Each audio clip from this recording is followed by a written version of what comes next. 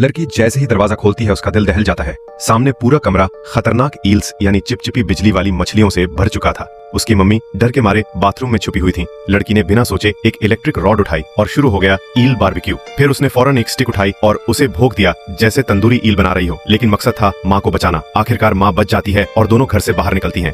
माँ बेटी से कहती है, तू तो गोदाम में छुप जा, मैं तेरे भाई को ढूंढने जा रही हूँ। माँ जैसे ही नदी किनारे पहुँचती है वहाँ लाशों का ढेर लगा होता है, पर खुशी की बात ये कि उसका बेटा वहाँ नहीं था। तभी अचानक ईल्स की एक पूरी फौज उसकी तरफ आती है। माँ जल्दी से जमीन से एक तेल की बोतल उठाती है, जमीन पे गिराती है और माचिस जलाकर पूरी जमीन को आग लगा देती है। वो सारी ईल्स उसी वक्त जलकर खाक हो जाती हैं। उधर गोदाम में बेटी भी मुश्किल में है। अचानक ऊपर की खिड़की से कांच टूटता है और ईल्स ऊपर से गिरने लगती हैं। डरी हुई लड़की फटाफट एक डंडा उठाती है और शुरू हो जाता है एक और ईल्स की कत्लेआम। माँ भी वहाँ पहुँचती है और जमीन पर एक जादुई फायर सर्कल बनाती है, कुछ ऐसा जो हनुमान जी की लकीर जैसी लगती है। दूसरी तरफ उनका बेटा एक कमरे में फंसा होता है, चिल्ला रहा होता है, मम्मी मम्मी। आखिरकार माँ उसे भी बचा लेती है। लेकिन जैसे ही सब बाहर निकलते हैं ऊपर से हाई वोल्टेज तार नीचे गिरता है और ईल्स को करंट लगते ही वो जलकर मरने लगती हैं। यही देखकर एक आदमी को आइडिया आता है, क्यों ना ईल्स के दिल का इस्तेमाल करके बाकी ईल्स को खींचा जाए और फिर सबको एक ही बार में करंट से मारा जाए।